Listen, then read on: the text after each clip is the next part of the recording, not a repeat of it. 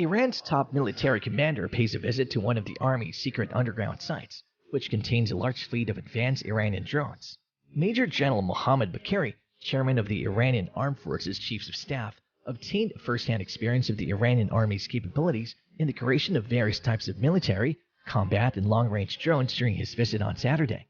During the top commander's visit to the secret location known as the Strategic Drone Base 313, the Iranian Army also showcased two new military achievements for the first time.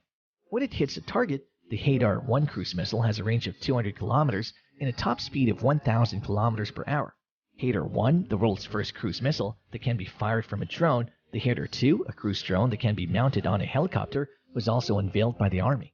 Bakeri told Army officers and activists working in the field of drone design and manufacturing that Iran will never underestimate danger and will always be vigilant. He emphasized the significance of drones in current combat, claiming that the Iranian army understands what will be required in future battles and has equipped itself with new military tactics and technology. According to the senior Iranian commander, drones are becoming more essential among the equipment and tactics of fighting in various defensive and offensive activities such as ground, naval, air defense, reconnaissance, surveillance, electronic warfare, and dozens of other operations.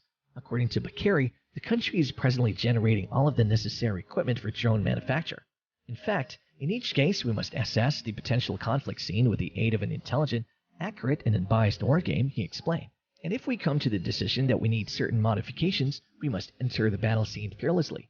Major General Abdulrahim Mousavi, the senior commander of Iran's army, stated during a visit to the Strategic Drone Base 313 that the armed forces are now capable of creating everything they need to safeguard the country and carry out their objectives.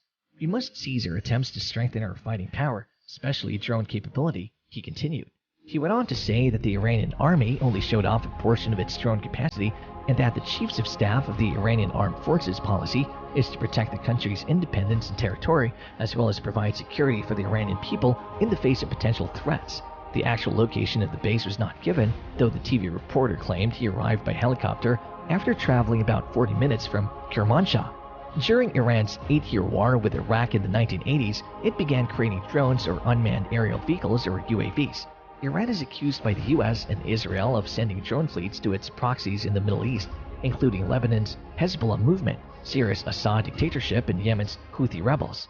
In a video broadcast on state media, Iran's Armed Forces Chief of Staff General Mohammad Bakeri and Army Commander Abdulrahim Mousavi were seen visiting the underground facility in a video. According to the article, more than 100 Army combat, reconnaissance, and attack drones are kept for operations in this outpost located in the middle of the Zagros Mountains. Bakeri hailed the site as a secure operational base for strategic drones, according to the state news agency IRNA. We never underestimate threats, never believe the opponent is sleeping, and we remain aware and cautious at all times, he continued. Mousavi told state media that the base was several hundred meters or yards underground, but he didn't elaborate.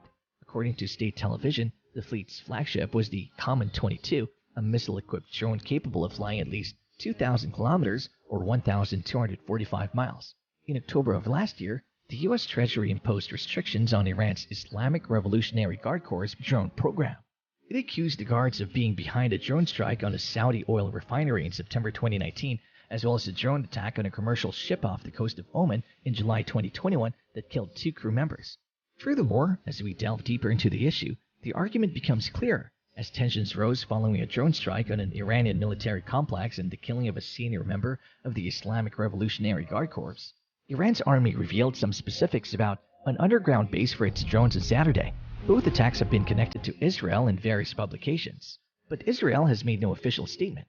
According to Iranian state media on Saturday, the underground facility in the Zagros mountain region is home to 100 drones. According to Reuters, the Ababil 5 is equipped with QAM-9 missiles, an Iranian duplicate of the U.S. Hellfire air-to-surface missile, according to Iranian reports. Iran did not specify a particular location for the base. The army also displayed a cruise missile called Haydar-1, according to the semi-official Mer news agency. It was the first cruise missile capable of being fired from a drone, according to the agency. Iranian state television broadcast footage of a tunnel with rows of missile-equipped drones, which the channel claimed was several hundred meters underground.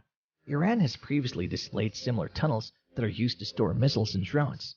The reason for the declaration on Saturday was not immediately obvious, although it came after an explosion at Iran's Parchin military installation on Wednesday that killed an engineer.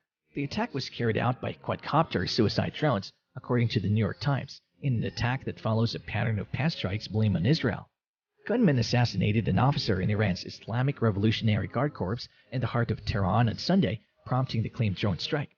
According to the New York Times, Israel has told U.S. officials that it was behind the assassination and that it assassinated Colonel Hassan Sayyad Kodeh in order to warn Tehran about the continued operation of an alleged covert unit he helped oversee. Israeli officials have denied the report and have publicly chastised the U.S. for the leaked article to the New York Times. Israel has reportedly upgraded the security alert level at its embassies and consulates around the planet, fearing a retaliatory Iranian attack, although making no formal comments on the incident. Kodeh's assassination was the most high-profile assassination inside Iran since the death of top nuclear scientist Mohsen Fakhrizadeh in November 2020. Iranian drones. The drones have been customized for the cameras with names like the Fotros drone in English. Tal Inbar, a drone and missile expert, looked over some of the photographs on his Twitter page. One shot clearly demonstrates an Iranian drone with a radar pod, whereas another purports to show an air-to-air missile close to a drone, according to him. Another image appears to show a Fotros drone equipped with a cruise missile. In the photographs, there is also Karar drones. Iran is clearly attempting to fool the world into believing that its drones can now carry missiles in different kinds of pods for surveillance, radar, and targeting. However, there are doubts about whether all of this technology works, is operational, or has been verified, and whether Iran has created sophisticated mock-ups of what drones should look like and what they may carry as munitions in the future. Armed drones are tough to get to perform properly. It's also tough to provide them with enough range and communication. While Iran has demonstrated proficiency with drones by attacking Saudi Arabia with a mix of kamikaze drones and cruise missiles in 2019, and by threatening Israel with drones, it's unclear how closely the drones resemble similar technology used by the US, Israel, Turkey, China, or other countries that use unmanned aerial vehicles.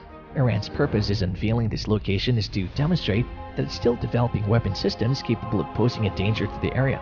Another concern is whether all of the systems can do what Tehran claims they can. Additionally, according to Iranian allegations quoted by Hebrew media on Saturday, a scientist died in Iran this week under strange circumstances. According to sources, Ayub Intezari, a PhD in aerospace engineering from Tehran's Sharif University of Technology, died on Tuesday.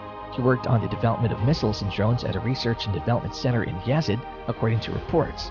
According to some stories, Intezari died of food poisoning. The news comes a day after Iran confirmed the death of another colonel from the Islamic Revolutionary Guard Corps Elite Quds Force, the second in 2 weeks from the unit in charge of Iran's military operations abroad. We clearly don't know what Iran is planning to do with these drones, but we're sure it'll be something horrible and terrifying.